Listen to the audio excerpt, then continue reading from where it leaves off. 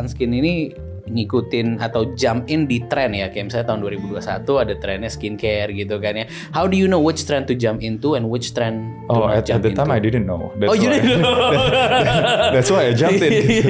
Ya mungkin kalau orang bilang, ini bisnis ini lu nggak ikut gitu. Ini lagi tren loh. Justru yang lagi tren itu yang kamu harus avoid sebenarnya. You have to avoid. Iya, jangan masuk yang lagi tren. Karena kalau dia sudah tren, kalau sampai semua pengusaha udah denger bahwa di sana ada gula, itu semutnya udah terlalu banyak. Oke.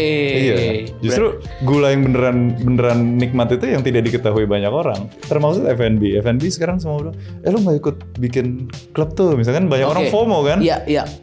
Ya kalau udah tren kayak gini coba masuk, apa nggak die langsung. Ya banyak banget gitu jadi tempatnya. Supply dan demand-nya udah tidak masuk akal. Sedangkan pemain yang udah masuk lebih early punya capital lebih, punya knowledge lebih. Orang yang baru masuk masih harus figure things out. Oke. So what do we do? Apakah kita bikin tren itu sendiri? Do we have to make something different atau kita harus cari peluangnya? Dengan umur yang sudah lebih matang ini ya kan, dan pengalaman kesalahan yang sudah mahal itu, mungkin sekarang aku bisa katakan bahwa lakukan yang kamu memang passionate gitu, karena jangan FOMO, karena kalau bisnis didasari dengan FOMO, pasti kamu kalah sama orang yang memulai itu dengan passion.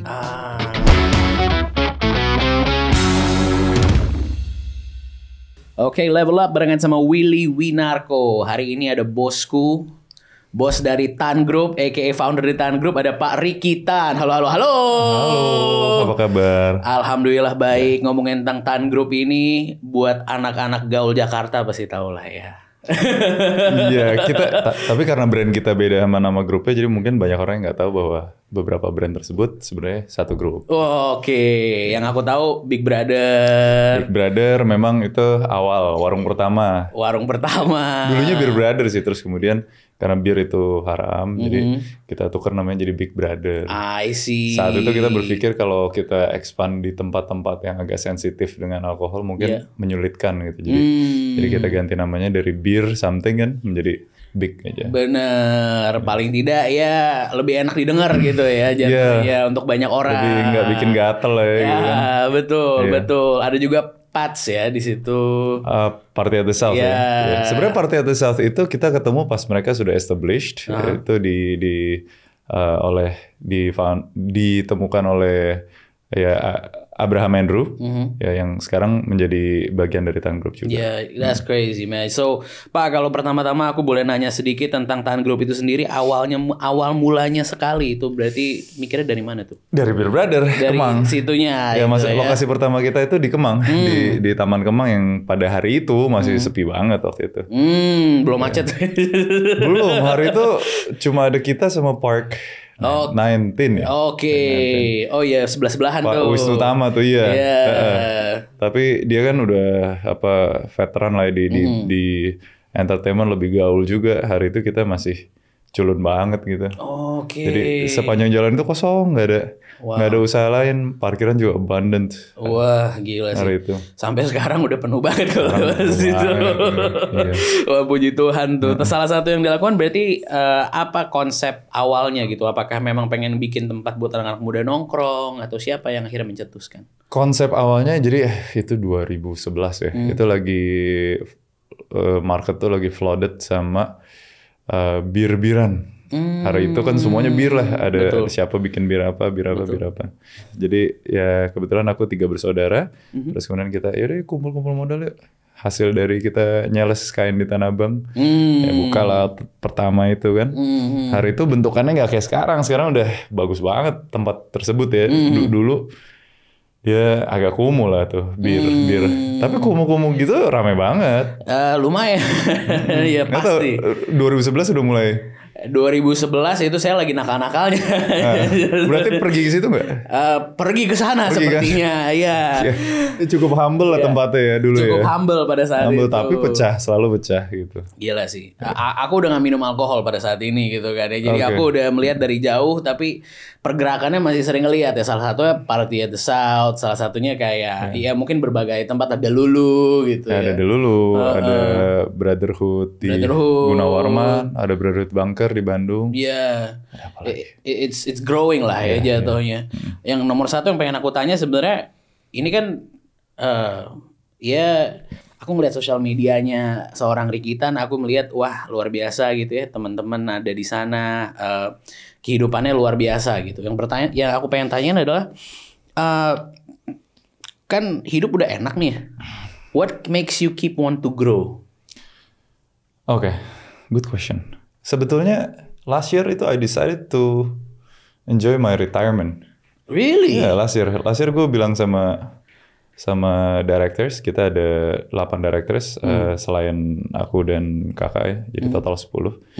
Jadi kita bilang, kayaknya gue udah cukup deh, gue mau istirahat, pengen enjoy life, gue pengen golf, pengen apa ya berteman mobilnya luar biasa ya, nggak usah mikir gitu ya, nggak usah main, nggak usah kerja, mau main aja. Tapi rasanya kurang adil karena beberapa directors masih ingin growth dan kalau satu orang decided to quit, kayaknya semua orang harus stagnan bersamaan gitu. Jadi ya udah, oke, kalau gitu kita set aja deh.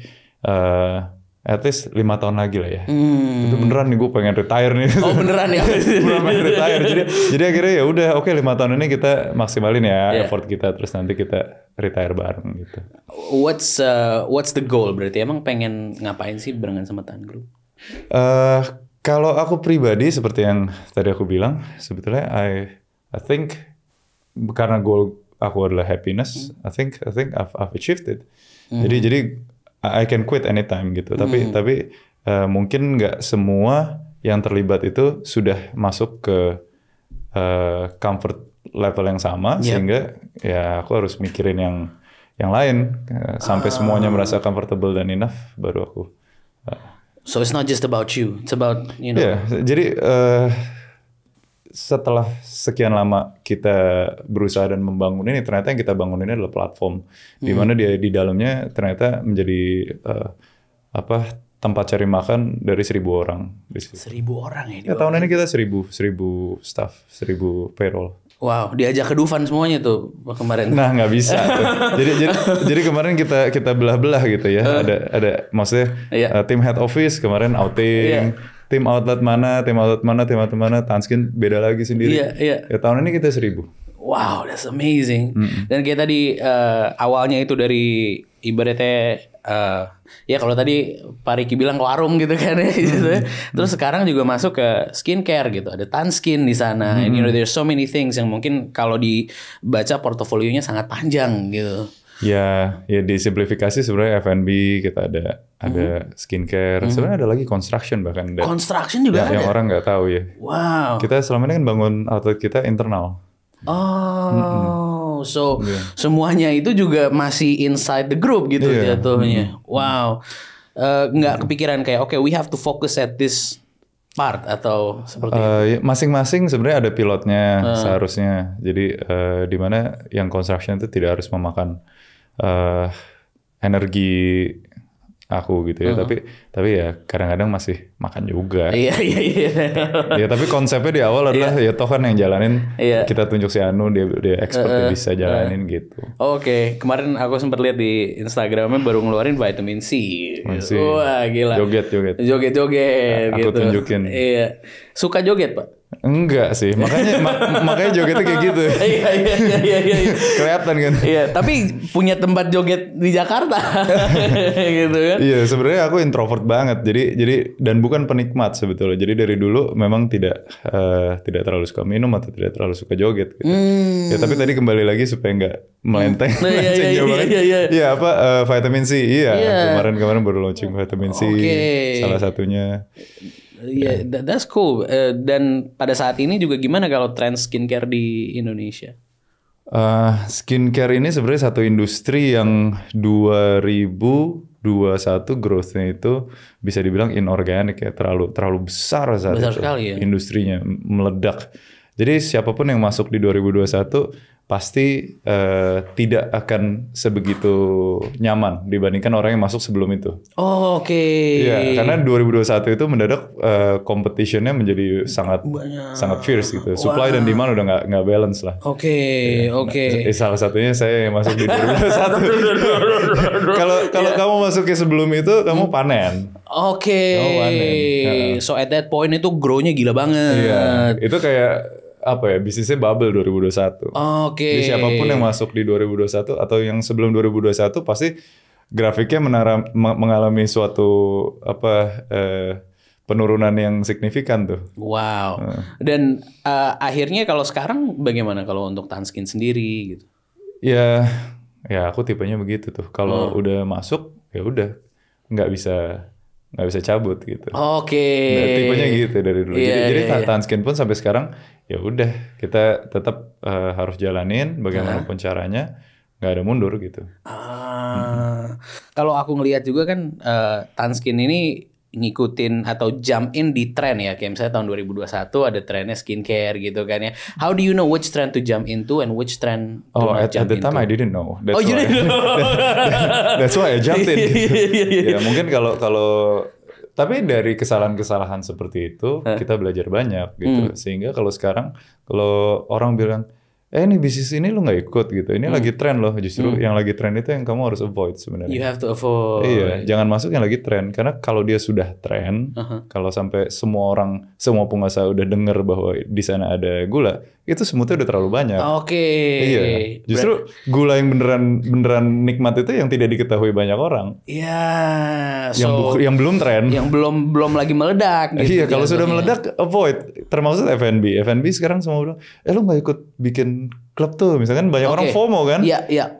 Ya kalau udah tren kayak gini coba masuk, apa enggak die langsung. Ya banyak banget gitu jadi tempatnya. Supply dan demand-nya udah tidak masuk akal. Sedangkan pemain yang udah masuk lebih early punya capital lebih, punya knowledge lebih.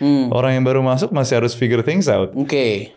So what do we do? Apakah kita bikin tren itu sendiri? Do we have to make something different atau kita harus cari peluangnya? Makanya kembali lagi kalau sekarang dengan umur yang sudah lebih matang ini ya kan, dan pengalaman kesalahan yang sudah mahal itu, mungkin sekarang aku bisa katakan bahwa lakukan yang kamu memang passionate gitu, karena jangan FOMO, karena kalau bisnis didasari dengan FOMO pasti kamu kalah sama orang yang memulai itu dengan passion.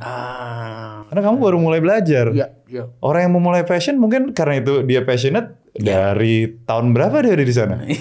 Dia bikin kesalahan di saat market lagi tenang. Kesalahan dibuat pada saat market lagi tenang tuh harganya lebih murah. Kesalahan dibuat pada saat market lagi bubble itu mahal. Itu mahal. Contoh F&B lagi bubble. Bikinlah suatu kesalahan sekarang, coba. Bikin outlet tahun ini. Harganya jauh berbeda. Sama bikin outlet, let's say 2018 ketika itu belum bubble gitu. Dari pembangunannya, dari sewa lahannya, dari entertainmentnya, bayar DJ atau bayar bandnya, atau KOL-nya, harganya beda semua. Karena ketika sekarang udah bubble, banyak orang yang mencari jasa yang serupa. Jadi orang-orang yang provider jasa tersebut harganya naik. Jadi bikin kesalahan sekarang. Kalau ngelihat Parikitan, aku ngelihat ada Tanskin, ada Tan Group, terus yang ketiga nih yang aku suka nih ada Tan Coach. Wah, ada banyak banget diary-nya yang mungkin dicurhatkan gitu. Kenapa Pari Kim buat ini? Tan Coach tuh, kalau saya tuh orangnya filosofis banget. Jadi buku-buku saya juga rata-rata filosofi gitu. Sebelum bahkan Tan Group itu ada nama Tan Group. Jadi dulu tuh saya ngetik di WhatsApp, broadcast dulu timnya masih kecil ya, ke grup apa semua staff gitu. Ya, terus lama-kelamaan ya sosial media juga udah berbeda dulu dibanding sekarang. Ya udahlah bikin Tan Coach, ya maksudnya buat diri sendiri aja, biar nggak lupa gitu kan. Bener. Aku juga punya kayak gini, tapi aku private terus nggak ada yang follow. Iya kan. Aku malu gitu kan untuk penunjukan itu gitu kan. Memang saya juga malu sih. Jadi kadang-kadang kita ya mungkin dari 100 baru 50 yang yang lain kayak kurang cocok. Iya, benar. That's cool. Tapi boleh nggak kasih tahu buat teman-teman yang lagi nonton, you said buku-bukunya tuh ada banyak gitu yang dibaca. Ada nggak yang bisa di-sharing? What's a good book to read right now? Buku yang Robert Greene dari 48 Laws of Power salah satunya.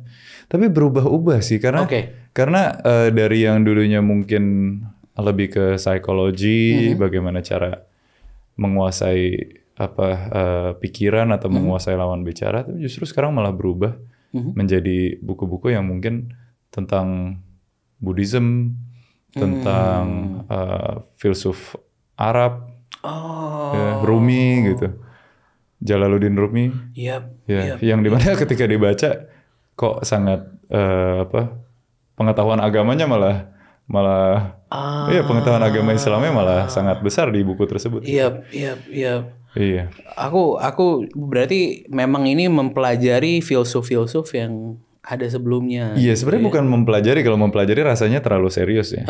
Tapi memang ada ketertarikan untuk pengen tahu bahwa filosofi itu bukan hal baru. Ya, dari tahun berapapun sudah muncul pemikir-pemikir yang out of the box, yang berpikir yang mungkin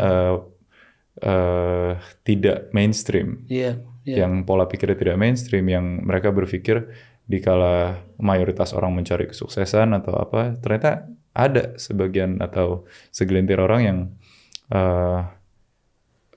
tujuan hidupnya terkesan lebih simple atau terkesan lebih humble, padahal ya kalau menurut saya itu yang lebih berarti, bermakna gitu. Iya. Ya ini kalau di Jaksel sekarang stoikisme mungkin itu yang menjadi. Awalnya saya juga itu. Iya, stoikisme ya jatuhnya. Itu hal yang kayak sering menjadi bahan cengan ya. Tapi it's actually a good book. It's actually a good way of thinking ya jatuhnya ya.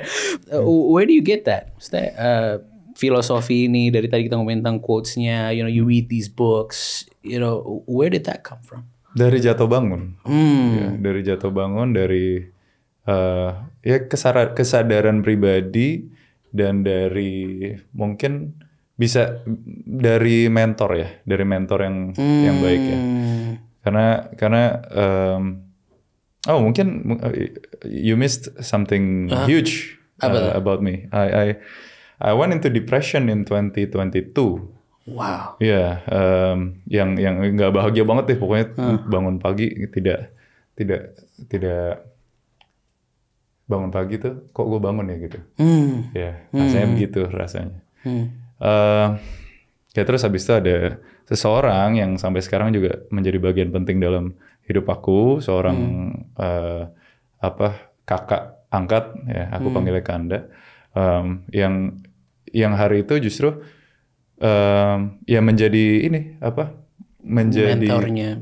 mentor yang menjadi ya karena kita lagi lemah banget secara mental, tidak mampu menyetir diri sendiri, dia membantu menyetir aku ke jalan yang benar gitu. Jalan yang benar itu bukan berarti akunya dulunya ngaco ya, tapi maksudnya jalan berpikir yang benar, jalan berpikir yang sustainable, jalan berpikir yang lebih mengutamakan kedamaian daripada worldly success, daripada hal duniawi gitu. Jadi ya itu mungkin salah satunya aku harus kasih apresiasi terhadap orang-orang terbaik dalam hidup kita juga. Wow, people around us, they shape us. Oh yeah. They shape us, right? And so punya circle yang tepat itu penting banget. Penting banget. Dan kadang kita bisa terjebak dalam circle yang salah simply gara-gara kita nggak pinter untuk bilang tidak gitu. Tidak pinter menolak, itu juga hati-hati juga. Banyak orang terjerumus gara-gara dia tidak pinter atau tidak punya kapabilitas untuk bilang tidak. Ya, kadang nggak enakan. Karena nggak enak. Makin lama dia makin jauh diri. Karena ketika kita berubah tuh kita tidak berubah overnight. Termasuk menjadi benar juga tidak overnight. Menjadi salah juga tidak overnight. Sesuatu yang salah dilakukan perlahan-lahan, lama-lama menjadi biasa gitu. That way of thinking is nice karena kadang-kadang kita mikirnya oke, mau cepet muternya, mau cepet menjadi sesuatu. Nih baru awal tahun, oke, let's have so many goals. Ayo kita punya ABC. Maybe it's the habits, the small things. Small things. Yeah. Gimana caranya bangun pagi, nyalain air, kedingin langsung aja step in itu juga nggak semua orang bisa. Enggak, gue nggak bisa. Yeah, exactly. Yeah. Kadang hal seperti itu, hal yang tidak penting dalam hidup itu malah menjadi challenge buat aku. Iya, betul. Jadi bisa nggak sih gue bangun coba nanti mandi langsung buka air dingin gitu. Karena seringkali kita semua tahu kita harus ngapain. Iya. Kita tahu tahun ini kita harus ngapain. Kita tahu kita harus mulai workout atau mulai menjaga kebiasaan makan kita atau mulai lebih rajin atau mulai berdoa dan lain sebagainya. Tapi first step-nya itu yang paling susah. Yeah. First step itu seperti kita nyalain shower air dingin terus kita maju gitu. Iya. Itu yang paling susah. That is it. Tapi hal-hal kecil seperti yang tadi literally ke air dingin untuk shower, justru itu menjadi latihan. Karena lakukan itu 10 kali. Besok ketika gue tahu gue harus nge-gym nih, pasti kita bangun. Iya, benar. Karena kita udah terbiasa mengambil keputusan yang tidak nyaman gitu. Jadi itu ada imbasnya loh. Iya. Hal-hal kecil kayak gitu ada imbasnya, bukannya tidak. Gila sih, going out of your comfort zone. Betul. That's one of those things. Dan mindset kita bukan sekedar itu kan comfort zone soal mandi gitu. Bagaimana dengan comfort zone soal nge-gym gitu? Oh enggak, sama aja. Karena kita terprogram untuk terbiasa mengambil keputusan yang tidak nyaman gitu. Aku suka itu. Do hard things. Lakukan hal yang kadang harus menyulitkan. Ketika kita sudah biasa, ketika nanti kita dihadapkan dengan sebuah pilihan, kita sudah terbiasa juga untuk mengambil keputusan yang lebih sulit gitu. I'm going back to your Instagram. We're going back to your Instagram right now. Which account? Your main account. The main account. Yeah, kita ngelihat. You like cars. Permulaannya bukan dari situ. Oke, permulaannya gimana tuh? Permulaannya tadi mungkin you remember I mentioned about someone, Kanda yang tadi aku sebut yang sebagai mentor. Ya, jatuhnya. Jadi 2022 ketika aku lagi bingung arah hidup ini harus kemana gitu kan. Terus Kanda ini dia duluan gitu. Dia duluan di komunitas, suatu komunitas mobil gitu ya. Terus kemudian dia bilang, "Lu mau kerja sampai kapan sih?" katanya. "Lu mau sampai kapan lu enjoy, lu akan enjoy hidup? Apa lu akan terus dibudakin oleh uang, terus-menerus mencari uang sehingga untuk bahagia pun lu tidak bisa gitu." Terus aku pikir-pikir bener juga ya, gue kerja udah belasan tahun loh. Masa gue bisa depresi? Ini bukan posisi miskin loh depresinya, ini posisi lagi oke loh gitu. Iya. Nggak layak dan tidak sepantasnya gitu kalau hari itu depresi gitu. Ya terus habis itu Kanda bilang, udahlah ayo enjoy dikit yuk. Gimana kalau lu beli mobil yuk kita ini gitu kan, masuk ke komunitas ini gitu. Bentar, kalau sebelum itu berarti did you have a hard time spending money? Kayak misalnya mengeluarkan uang? Iya, aku sangat disiplin dengan uang. Oke. Karena seringkali aku ketemu sama mungkin ya bos-bos atau ya mungkin punya perusahaan dan sebagainya gitu. Mereka duitnya ada banyak, tapi pelit, ya itu gue. Nggak mau pelit ya, frugal ya. Ya itu aku lah. Iya. Jadi kayak untuk diri sendiri kayak sepatunya kagak diganti atau kayak bajunya mager gitu. Mungkin sekarang karena maksudnya aku memperhatikan penampilan, tapi aku tidak peduli dengan brand gitu. Ya mungkin kayak sekarang dari atas sampai bawah berapa ya mungkin di bawah 2 juta gitu. Iya, betul. Ya, sampai sekarang pun aku begitu kok. Iya, you're like that ya. Nyaman dengan itu aja. Tapi ya I guess ya kalau punya you do deserve to spend it, right? Gitu. Iya, tapi kan kadang kita tidak merasa membutuhkan aja gitu. Iya. Aku bisa terlihat rapih, proper dengan angka di bawah 2 juta, kenapa aku harus spend baju dengan tulisan brand seharga 40 juta gitu kan. Menurut aku nggak make sense. Dari hitungan bisnis ini ya kan. Betul. Maklum mata sipit kan. Mikirnya bisnis, mikirnya ini ada duit muter lagi gitu. Muter lagi gitu. Atau nggak diputer juga kayak ya ngapain gue kasih ke orang gitu maksudnya. Ya si pemilik brand kan lebih. Bener. But at the end of the day, and then tapi mobil itu berarti that became something yang akhirnya bisa gitu. Karena di situ aku menemukan komunitas yang positif, yang konstruktif. Jadi ya mungkin kita sebut ya MSCCI, Morgan Sports Club. Morgan Sports Car Club Indonesia, MSCCI itu mungkin mungkin the only one yang aku temukan yang komunitas mobil tapi isinya orang-orang yang serupa pemikirannya. Mayoritas kita tidak bisa semua orang pasti gitu ya. Tentu ada juga bad apples tapi mayoritas semuanya lebih dewasa secara mental, bukan karena have you been to any automotive groups? Jujur I avoid them. Exactly. That's what I did as well. Okay. Jadi pernah mencoba masuk dan tidak menemukan kenyamanan sehingga keluar lagi karena mungkin terlalu materialistik, kadang terlalu boasting, terlalu arogan dan lain sebagainya. Ini motor dan mobil ya, karena I have passion in both, tapi terus kemudian yang ini berbeda. Oke. Yang ini memang ketika kita ngobrol bareng, deep talk, rata-rata pembicaraannya tidak jauh-jauh dari filosofi. I see. You're talking about life. You're talking about sesuatu yang membawa kedamaian, ketenangan. Gitu ya tentunya di komunitas yang ini bapak-bapaknya lebih berumur. Kalau lihat mobilnya juga lebih berumur tuh. Jadi lebih matang-matang mungkin secara mentalisme ya. Jadi ya karena aku juga old soul ya cocok lah mungkin sama grup yang ini gitu. Jadi itu kan kadang kita nyaman ketika kita menemukan satu komunitas yang cara berpikirnya sama. Betul. Dan itu punya teman yang brengsek gak? Itu temennya sama yang brengsek juga gitu. Ya harus bisa kan. We have to go everywhere kan. Iya emang gak, maksudnya kadang tuh emang kayak magnet. Iya. Kalau orang yang tipenya bagaimana ya pasti dia akan menemukan komunitasnya. Betul. Sama ini juga begitu menemukan ini merasakan kenyamanan ya karena mungkin serupa cara pikirnya. Betul. Ya ibaratnya when you seek something it comes back to you gitu lah ya. Iya. Kalau betul. Yang lo keluarkan ya itu yang lo dapatkan juga. Wow, itu tapi mobilnya itu apa? I have no idea the car. Morgan. Iya, Morgan like. Morgan itu sebenarnya mobil aku tuh 2023 kok, mobil baru itu. But it's just kayak kan klasik banget gitu. Betul, karena Morgan car-nya itu Morgan prinsipalnya memang malas desain mobil.